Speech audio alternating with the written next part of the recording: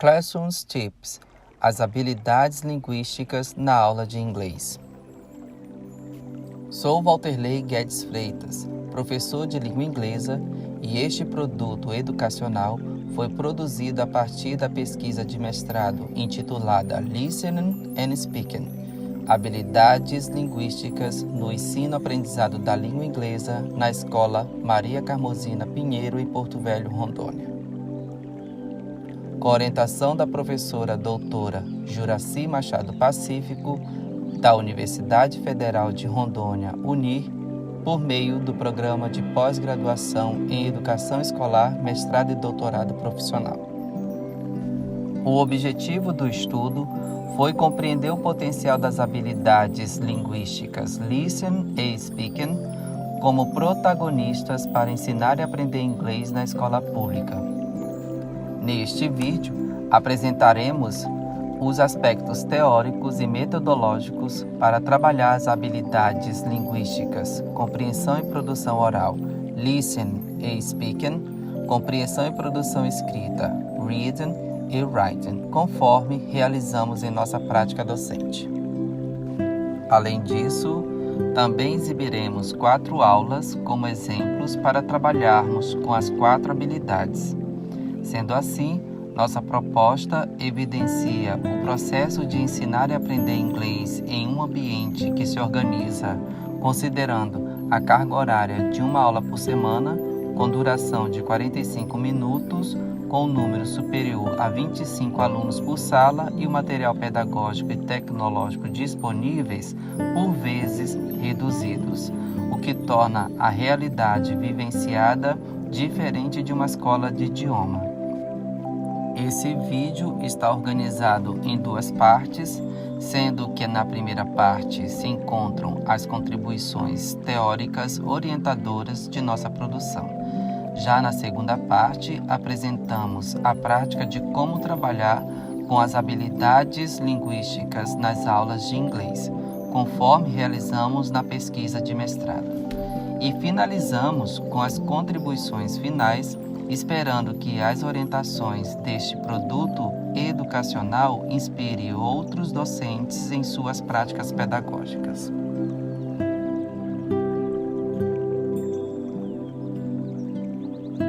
A teoria vigotskiana e as abordagens colaborativa e comunicativa que usamos em nossa pesquisa e, consequentemente, na elaboração desse produto educacional, apontam o uso da interação como primordial no processo de aprendizagem.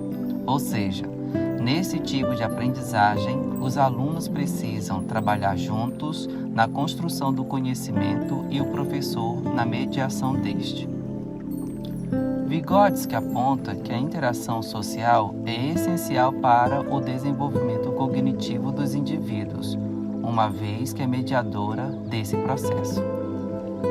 Além dessas questões, que precisamos ficar atentos na aprendizagem pelo processo de interação e mediação, é importante nos preocuparmos sobre o que os alunos estão aprendendo e não somente sobre o que já aprenderam. O que, para Vygotsky, isto significa que, com o auxílio deste método, podemos medir não só o processo de desenvolvimento até o momento presente e os processos de maturação que já se produziram, mas também os processos que estão ocorrendo ainda, que só agora estão amadurecendo e desenvolvendo-se. Neste sentido, a ideia é somar com as informações já internalizadas e, se não as tiverem, a proposta é fazer com que isso ocorra.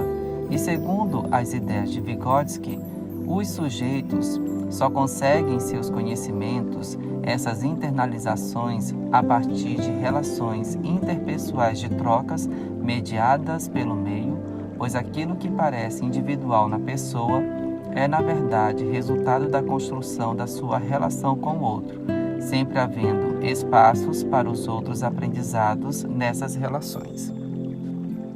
Nesse aprendizado mútuo, podemos contar também para o ensino da língua inglesa com a abordagem colaborativa, que nas palavras de Figueiredo se conceitua da seguinte maneira: é uma abordagem que se refere, grosso modo, às situações educacionais em que duas ou mais pessoas aprendem ou tentam aprender algo juntas, seja por meio de interações em sala de aula ou fora dela.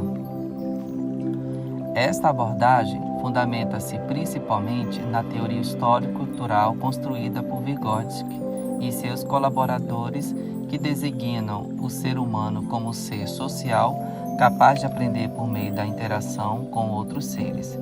E neste processo do aperfeiçoamento cognitivo dos indivíduos, a interação é primordial e significativa desse progresso, uma vez que é mediadora desse desenvolvimento. Além da abordagem colaborativa, podemos contar com a comunicativa. Há quem interprete que a abordagem comunicativa é aquela que incentiva os professores a eliminar o estudo da gramática ou outros contextos dessa natureza.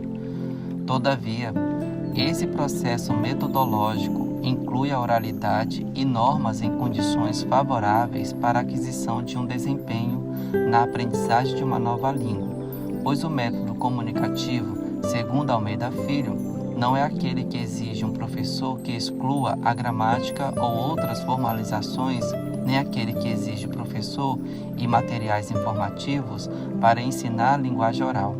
Um método comunicativo pode certamente incluir os traços da oralidade e carga informativa, mas não esgota nem de longe o seu potencial. Em outras palavras, isso quer dizer que a abordagem comunicativa dá ênfase na aprendizagem e não na forma linguística para a comunicação. Isto é, a língua a qual está sendo estudada é como um canal de comunicação e não somente como objeto de estudo. Baseado nesses contextos teóricos mencionados, nosso objetivo agora é dar as dicas para professores e professoras que no processo de ensino da língua inglesa não usam a interação entre os alunos e nem utilizam as habilidades linguísticas de compreensão e produção oral, listening e speaking, fazem somente o uso das habilidades de compreensão e produção escrita, reading e writing. Nesta segunda parte, faremos a apresentação descritiva das aulas 1, 2, 3 e 4. O que será mostrado daqui para frente é um processo de ensino e aprendizagem co-construído, e não somente a realização de uma tarefa. Para tanto, os papéis desempenhados pelos alunos e alunas surgem como a necessidade de provisão, de assistência ou de trocas de informações. E o papel do professor não é de controlar nem determina o que os aprendizes farão durante os trabalhos, mas o de mediar ideias e fazendo construções em conjunto com os alunos, assim como sanando dúvidas e apresentando sugestões no momento do aprendizado. As atividades são envolvidas pelas habilidades linguísticas, compreensão e produção oral, compreensão e produção escrita, listening, speaking, reading e writing, conforme cada objetivo da aula. Nesta primeira aula, o objetivo é desenvolver a prática auditiva da língua inglesa, listening. Após o material separado e já na sala de aula com o diálogo impresso ou no quadro, como o professor ou a professora achar melhor, faz uma introdução sobre o que os alunos irão ouvir, um pequeno spoiler, para deixá-los inteirados sobre o contexto do diálogo.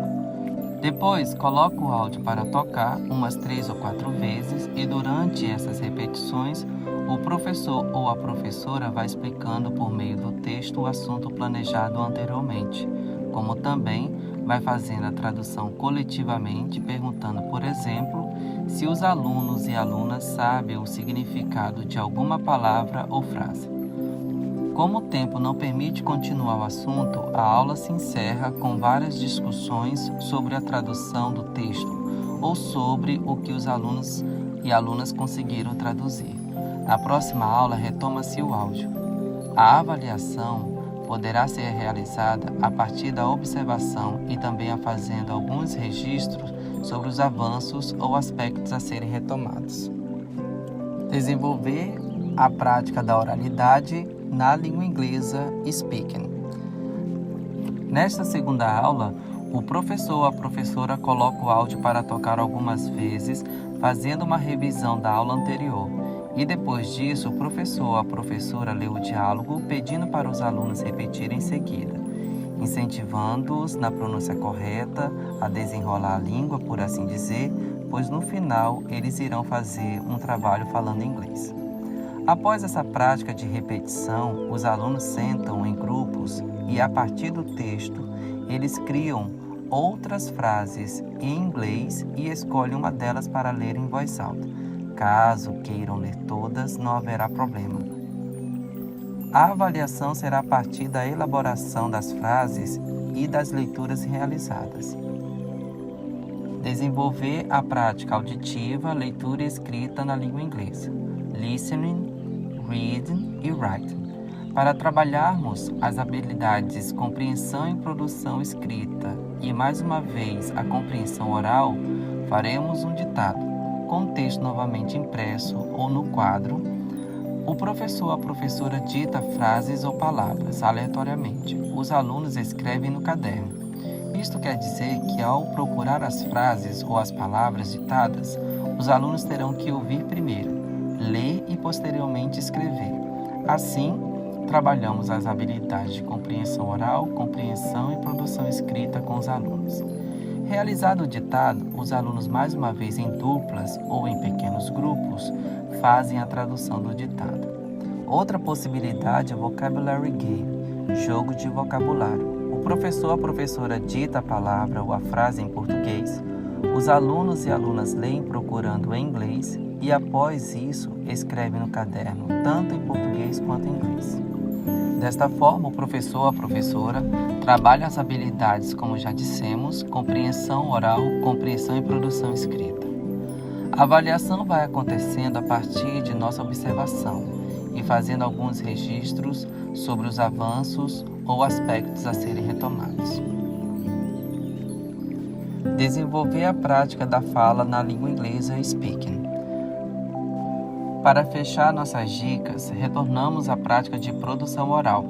O professor ou a professora pede para os alunos repetirem, prestando atenção na pronúncia das frases, fazendo isso algumas vezes, e depois disso, os alunos e alunas sentam em duplas ou em pequenos grupos para estudarem a maneira que eles e elas irão apresentar o diálogo, o qual ao longo das aulas foi sendo trabalhado. Como sugestão, esta apresentação pode ser em forma presencial ou em vídeo. E se caso os alunos queiram acrescentar outras falas no diálogo, eles podem ficar à vontade. O professor ou a professora auxilia-os na pronúncia caso seja necessário depois. A avaliação será a partir da elaboração, da organização e da apresentação do diálogo produzido. Assim finalizamos nossas dicas e, por mais complexo que possa parecer, com uma boa dedicação dos professores ou das professoras, dos alunos e das alunas, essas atividades podem ajudar bastante no aprendizado da língua inglesa nas escolas. O que podemos pensar a partir de nossa experiência? Ao longo desses anos, como professor de língua inglesa, as concepções de aprendizagem e práticas docentes derivavam-se da perspectiva tradicional, a qual tem o professor no centro do processo de ensino-aprendizagem, na maioria das vezes conteudista. Além disso, também tem o aluno que vê no professor a principal fonte de conhecimento, buscando assimilar, acumular e repetir o que aprendeu advindo do docente. Pela perspectiva tradicional, o processo de ensino-aprendizagem se tornava cansativo e não cumpria o seu papel. Nós estávamos sempre à frente da sala explicando no quadro para a turma os conteúdos exigidos pela grade curricular, pelos documentos oficiais e pelos livros didáticos, além da pouca participação dos alunos, o que tornava o ensino apenas de cumprimento do currículo educacional. Além desses pressupostos, outro aspecto do ensino tradicional que marcava nossas aulas era a ausência da interação. Os alunos constantemente enfileirados, respondendo às atividades individualmente, e os trabalhos em duplas ou em grupo serviam mais para amenizar as notas baixas do que construir o aprendizado em conjunto.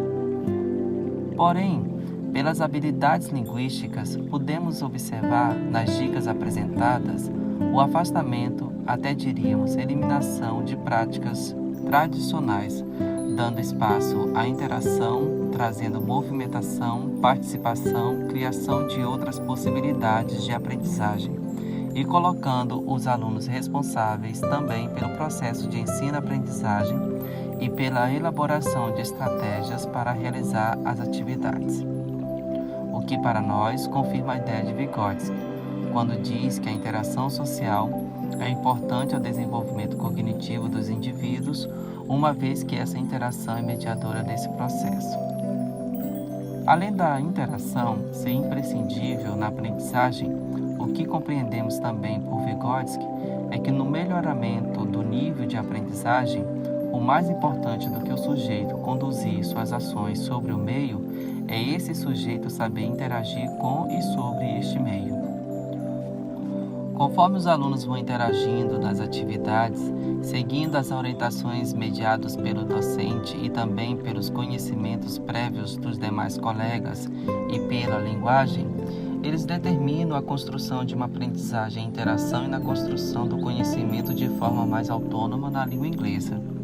Isso ocorre também por meio da abordagem colaborativa, a qual é derivada, como já mencionamos, da psicologia histórico-cultural, que permite ao aluno a possibilidade do papel central no processo de ensino-aprendizagem, assim como viabiliza a capacidade não só de aprender com os colegas, mas de ensinar-lhes bem diferente da forma tradicional que ocupava as nossas aulas durante algum tempo, o que, segundo Figueiredo diz, diferentemente de uma sala de aula tradicional, em que os aprendizes recebem passivamente o conhecimento do professor, na sala de aula em que se adota uma perspectiva colaborativa, os alunos tornam-se participantes ativos no processo de aprendizagem.